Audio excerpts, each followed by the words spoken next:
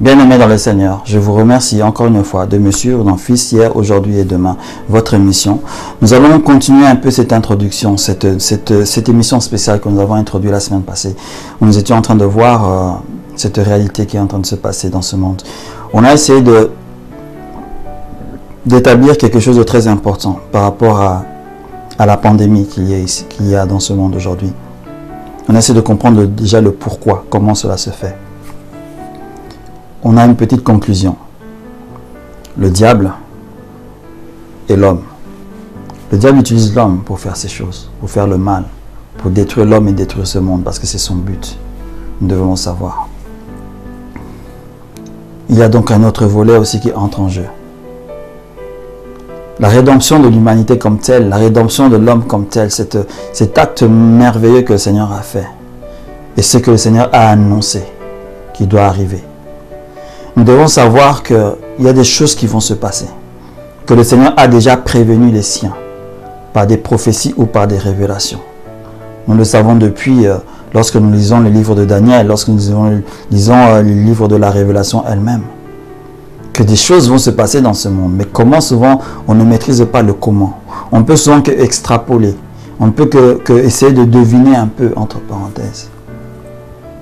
On était donc à partager en se posant la question, est-ce que l'homme a créé, est-ce que quelqu'un a créé, est-ce que l'homme a créé ce virus-là qui agit aujourd'hui? Pour ma part, quel que soit ce qu'on pourrait avancer scientifiquement parlant, c'est une création humaine pour un but de détruire, pour un but de faire le mal, pour un but, pour des agendas, comme j'appelle ça. Souvenez-vous, dans certains de mes épisodes que nous avions fait, nous avons dit qu'il y a un agenda dans ce monde. On n'est pas encore arrivé là parce qu'on doit terminer certaines notions qui sont très importantes, parce que si on ne comprend pas ces notions-là, on ne comprend pas cet agenda non plus. Cet agenda est en marche, comme nous ne le voulions pas. Peut-être cette situation actuelle me fait peut-être sauter certaines étapes. On va peut-être dire certains éléments. Mais cela ne va pas en soi modifier notre parcours. Il y a un agenda dans ce monde.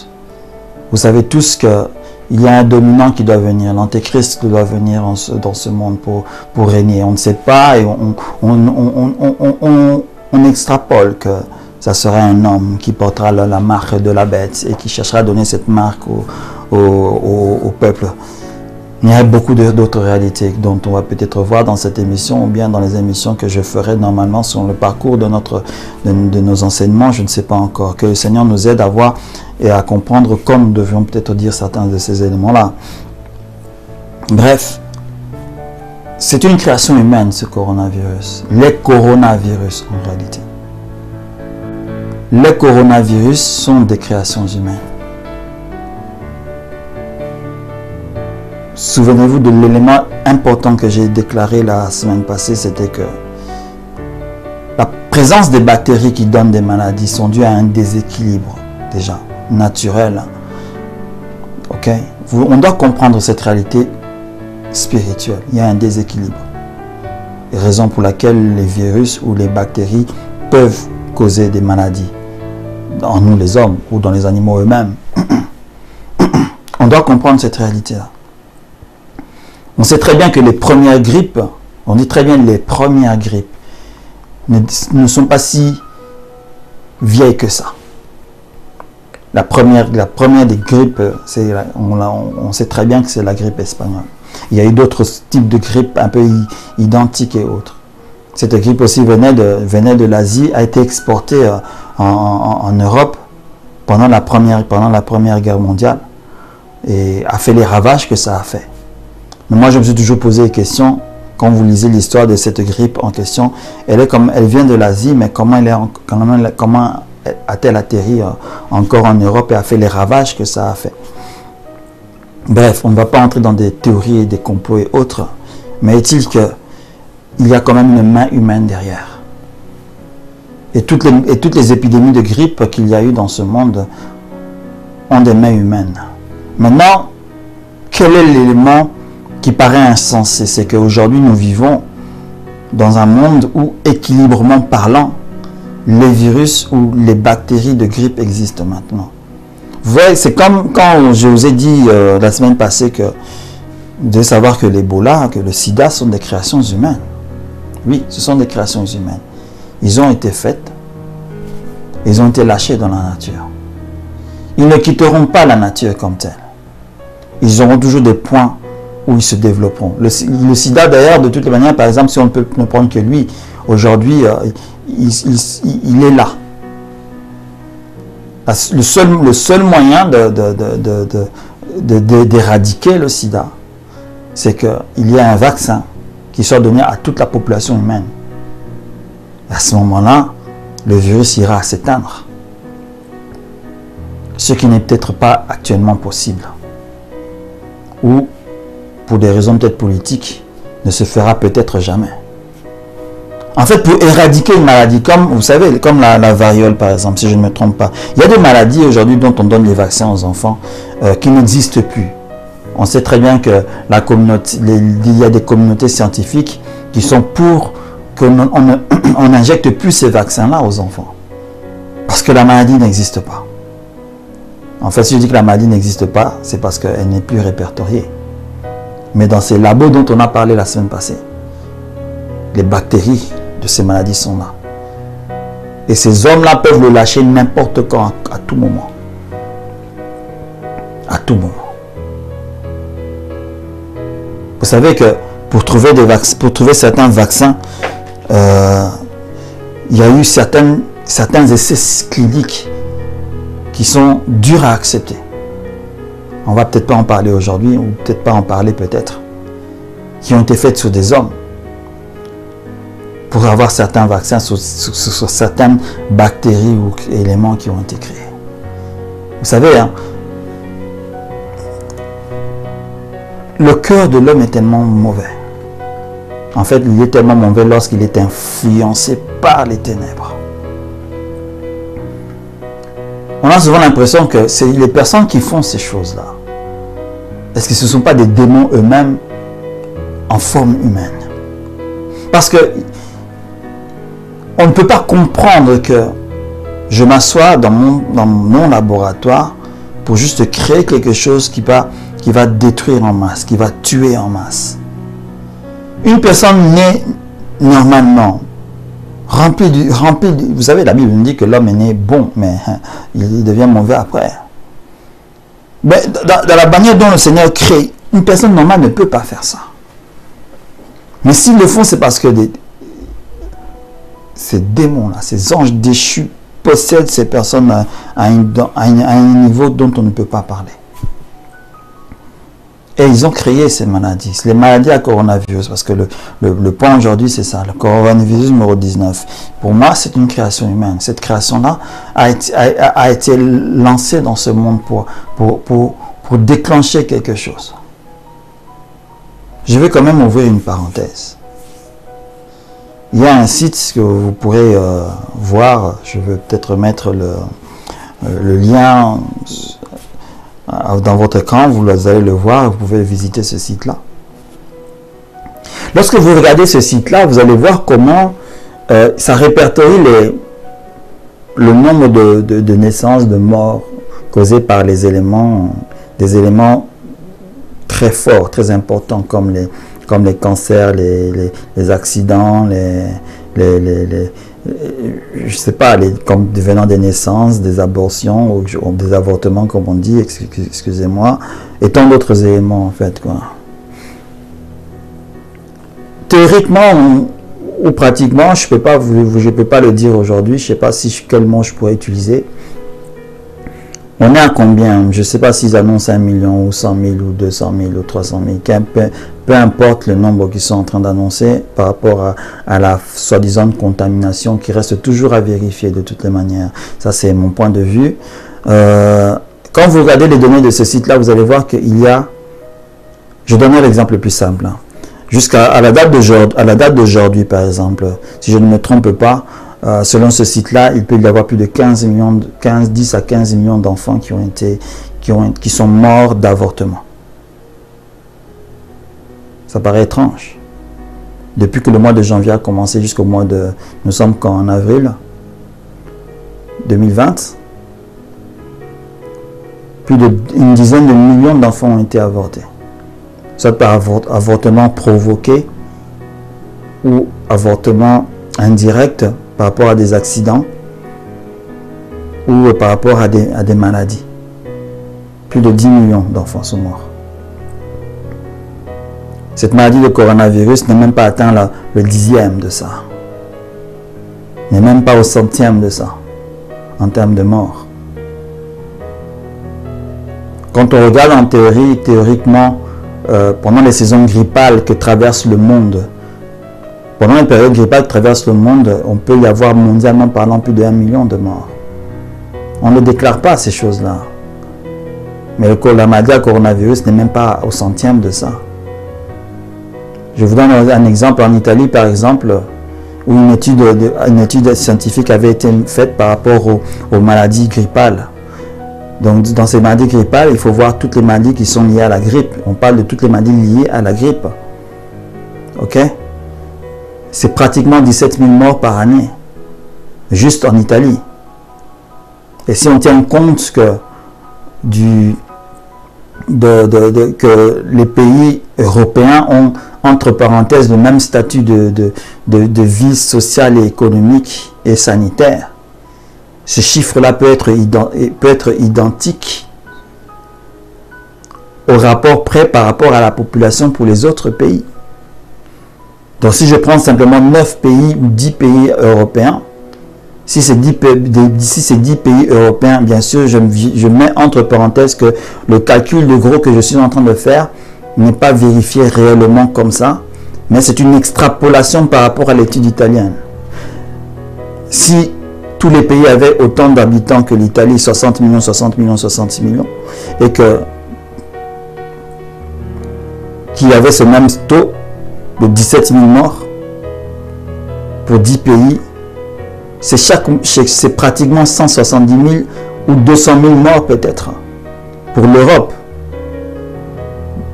de personnes dues aux maladies grippales. 200 000, peut-être moins, mais on tournerait là. On tournera des chiffres pareils. Si vous ne voulez pas tenir compte de ce calcul que j'ai fait, ok, nous mettons-nous simplement alors à l'Italie. 17 000 morts pour toute une année est équivalent à peu près 1000 à 1200 morts par mois. Si je divise encore le calcul, peut-on diviser ces 300 morts par semaine. Et si je divise encore 300 divisé par 7, nous sommes presque à 40, 50, entre 40 et 50 morts par jour.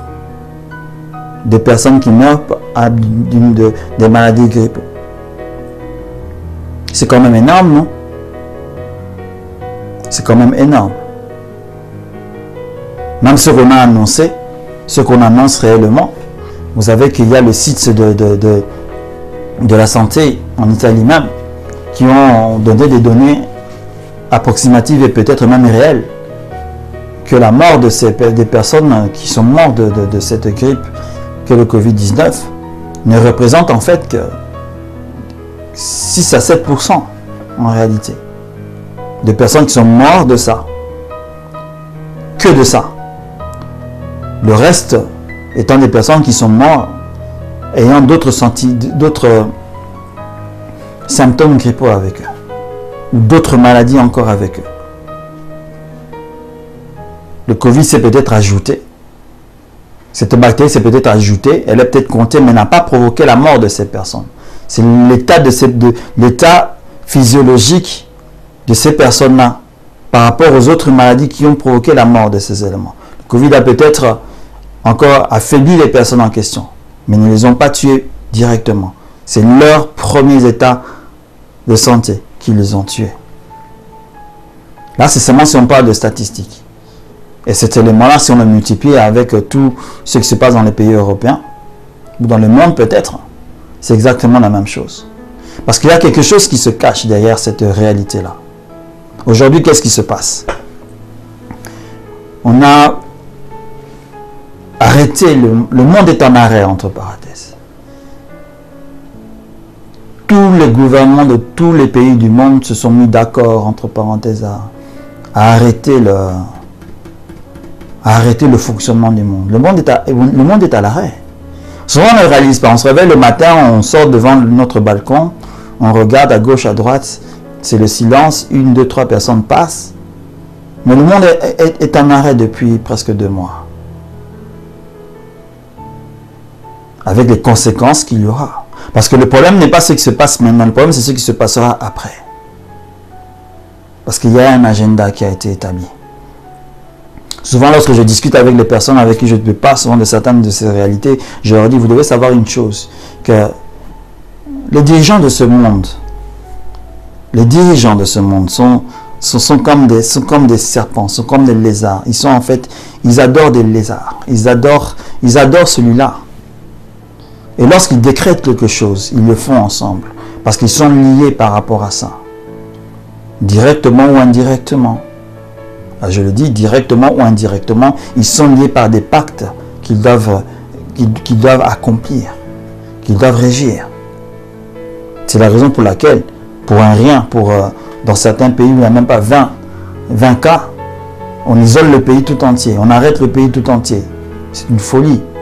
Économiquement parlant et sanitairement parlant, ça ne se justifie pas. Mais on arrête le pays, on le met en arrêt. Sachant que ces nations-là, n'ont pas une économie assez forte déjà, et que le peuple qui peut y vivre, vit au jour le jour. Vous arrêtez la vie de ce peuple-là pendant 2 mois. Dites-moi qu'est-ce qui va se passer après. L'agenda qu'il y a.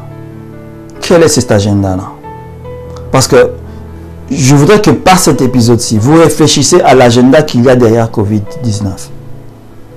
Pas par rapport à la pandémie qu'elle s'est faite. Elle s'est faite, elle est là. Elle s'est réalisée. Elle a été déclarée, on l'accepte ainsi, etc. Elle a sa réalité spirituelle et sa réalité matérielle et autres. Mais, qu'est-ce qui va se passer après le Covid-19? Comment sera ce monde après le Covid-19? C'est une question qui est tellement difficile à répondre, mais souvent, certains économistes voient déjà la catastrophe annoncée. Certains économistes disent que le monde devra prendre 1 année, 2 ans, voire même plus de 3 ans pour revenir à son état de fonctionnement normal. C'est pas évident, mais c'est une réalité. Et je crois qu'ils n'ont pas tort. Que ces économistes croient au Seigneur ou pas. Mais ce qu'ils disent est vrai. Parce que vous devez savoir que l'économie, entre parenthèses, mondiale, même s'il y a une autre réalité derrière cela, c'est quelque chose que je dis souvent cela, mais bon, c'est pas notre but ici. C'est comme un bateau à vapeur. Vous savez, les bateaux à vapeur, souvent, les gros bateaux à vapeur, tels que les Titanic à l'époque, vous savez, pour que ça puisse prendre le départ, etc. Vous savez qu'on chauffait le moteur, là, la machine à vapeur pendant même 1 à 2, 3 jours pour qu'il puisse avoir la température normale de fonctionnement. Et on disait à l'époque que il est dangereux un navire à vapeur que son moteur s'arrête en plein océan. Parce qu'il risque gros. Parce qu'il faut autant de jours pour le mettre en mouvement. Et si les tempêtes viennent, on n'en parle même pas. C'est la même chose avec les anciens trains à vapeur, c'était la même chose. Il fallait souvent chauffer la machine pendant plus de 6 heures pour qu'elle ait sa température normale de fonctionnement. L'économie mondiale, elle est comme ça. On peut arrêter comme ça d'un coup. C'est comme je peux encore donner un autre exemple, les raffineries de pétrole ou toutes les usines chimiques à raffinerie et autres. Vous pouvez le mettre en arrêt avec un seul bouton. Mais lorsque vous le redémarrez, c'est peut-être une journée tout entière pour que toutes les machines se mettent en mouvement, pour que toutes les machines se remettent en fonctionnement. C'est la raison pour laquelle lorsque vous passez où il y a des usines de raffinerie et autres, pourquoi vous voyez toujours, il y a toujours une flamme par exemple? Tout simplement parce qu'ils ne peuvent pas arrêter la raffinerie. Parce que ça prendra des jours pour que le système de raffinage reprenne si on arrêtait cela. Et pour éviter cela, cette perte de temps, monétairement parlant, est plus grande que de laisser la flamme en fait s'allumer et consommer le gaz ou l'essence ou le pétrole qui est brûlé. Et le monde est comme ça. L'économie mondiale est comme ça. Il s'est arrêté brusquement en quelques jours. Mais pour le redémarrer, alors là c'est une autre histoire. Comment va-t-il même redémarrer? Parce que les personnes qui alimentaient cette économie, vous savez que l'économie mondiale, tout économiste pourra vous le dire aujourd'hui ici, ce n'est pas forcément ces multinationales qui les tiennent.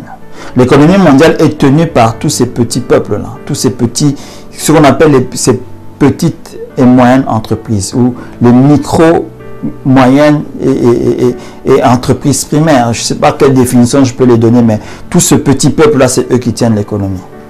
C'est comme ça, par exemple, comme je peux le dire, l'exemple de l'Italie et de la France. Où plus de 60% de leur budget, 60% de leur économie sont tenus par des petites moyennes entreprises. Qu'on a mis en arrêt comme ça. Et qui pour redémarrer ont pratiquement déjà, si peut-être pas toutes, déjà perdu leur fonds de fonctionnement. Et ils doivent venir chercher d'autres fonds de fonctionnement. Parce que j'avais lu, c'était une vidéo, je ne sais pas, un article où il y avait un homme, il se lamentait en disant que j'ai créé cette entreprise-là. Exactement en 1990, un truc comme ça. Exactement 30 ans après. Il avait créé ça en mars. 30 ans après. En mars aussi en 2020. On arrête mon entreprise. Tout le fonds que j'ai, l'entreprise tournait à fond taux zéro. C'est-à-dire que c'était suffisant pour avoir son salaire, avoir le salaire de ses ouvriers qu'il payait à temps. Mais l'entreprise ne peut pas aller au-delà de ce qu'elle avait. Mais maintenant, on continue à payer au minimum les personnes qui sont en chômage technique. Ça a enveloppé toute l'économie de l'entreprise en fait est partie. Pour redémarrer cette économie-là, pour redémarrer l'entreprise en tant que telle, il faut des fonds extérieurs. Alors, je ne donne un exemple que d'une seule entreprise. Si 60% de votre économie tient par rapport à ces entreprises-là, vous devez donner autant d'argent à toutes ces entreprises. Vous savez c'est combien? Déjà que les gouvernements, avec ce mensonge planétaire par rapport aux dettes mondiales, des dettes qui n'existent pas, ça c'est ma propre position, sont déjà endettés à outrance, n'ont pas pu produire pendant un moment, n'ont peut-être pas de réserve en tant que telles, devront encore s'endetter pour essayer de rapporter de l'argent et de relancer les économies de ces entreprises-là. Ne croyez pas que ça se fera comme ça. Non. Cela ne se fera pas avec un seul claquement de doigts de ces gouvernements-là. Il y aura des problèmes pour que cela se fasse. Et pendant qu'il y aura des problèmes, des personnes seront en chômage. Des personnes manqueront d'argent. Les personnes deviendront des esclaves de la pauvreté. Les personnes vont crier. Les personnes vont chercher un sauveur. Qui pourra nous sortir de ce problème-là? Je ne suis pas en train de prophétiser quelque chose ou un événement qui est en train de venir. Mais je suis en train de vous faire comprendre le test qui est en train de se faire. Parce qu'aujourd'hui, nous entendons qu'ils veulent relancer, ils veulent faire ressortir le monde de ce soi-disant confinement, après avoir fait 1 ou 2 mois. Le but n'était pas de le faire pendant 1 mois. Le but était de le faire pendant toute l'année 2020. Ça, je vous l'apprends aujourd'hui. Ah oui. Le but était que le confinement dure autant jusqu'à ce qu'un vaccin soit déclaré pour une maladie banale. Et laissez-moi utiliser le terme. Pour une maladie banale, il devrait y avoir un vaccin qui devrait être donné mondialement parlant. Pour quelle raison? Pour un enrichissement ou pour un agenda caché? Telle est la réflexion que nous avions dans cet épisode-ci. Réfléchissez un peu parce que, comme je vous l'ai annoncé tout à l'heure, le problème n'est pas les 2 mois qui sont en train de traverser, le nombre de morts qu'on est en train d'annoncer. Parce que beaucoup de ces morts-là, on peut douter de leur mort réelle. Est-ce qu'on les tue ou est-ce qu'on déclare des personnes mortes juste pour déclarer? On ne va pas entrer dans ce débat-là. Je veux respecter les personnes qui ont perdu réellement des personnes pendant cette épidémie. Je ne veux pas cracher sur leur tombe. Non, pas du tout. Mais le problème n'est pas les 10 000, les 15 000 qu'on annonce globalement ou 30 000, je ne sais pas combien. Vous pouvez chercher les chiffres. Le problème, c'est le lendemain. Comment va être le monde demain? On va peut-être se voir la semaine prochaine, je ne sais pas, mais réfléchissez à ce que j'ai dit aujourd'hui. Faites une simple réflexion par vous-même. Qu'est-ce qui va se passer demain? Parce que les peuples vont crier. Les peuples vont réclamer quelque chose. Peut-être ou peut-être pas, je ne sais pas. Mais qu'est-ce qui va se passer demain? Que le Seigneur puisse vous bénir abondamment. Soyez bénis au nom de Jésus.